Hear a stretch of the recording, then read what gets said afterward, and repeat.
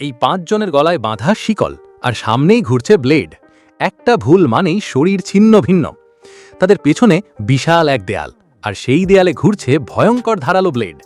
একটা গোপন যন্ত্র চালু হতেই শিকল টানতে শুরু করলো। সবাই ব্লেডের দিকে ধীরে ধীরে এগিয়ে যাচ্ছে। ঠিক তখনই একজন মেয়ে, লিলি, সাহস করে হাত বাড়িয়ে ব্লেডে ছুঁয়ে দেয়। তৎক্ষণাৎ ব্লেড থেমে যায়। সে চিৎকার করে বলে, তোমরাও করো।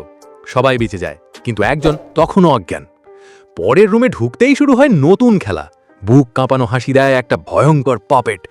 হঠাৎ শিবল আবার টানতে শুরু করে। বাঁচতে হলে স্বীকার করতে হবে নিজের গোপন পাপ। কেউ বলল, আমি একবার বাইক বিক্রি করেছিলাম, জানতাম ব্রেক কাজ করছিল না। অন্যজন বলল, আমি আমার শিশুকে বাঁচাতে পারতাম, কিন্তু করিনি। প্রতিটা স্বীকারোক্তি যেন একটা ছুরি হৃদয়ে গেঁথে যাচ্ছে। এই খেলা শেষ নয়, তোমার গোপন পাপ কেউ না কেউ জানে, আর একদিন হয়তো তুমিও এই রুমে থাকবে। তাহলে বলো, তোমার সবচেয়ে বড় গোপন পাপ কি?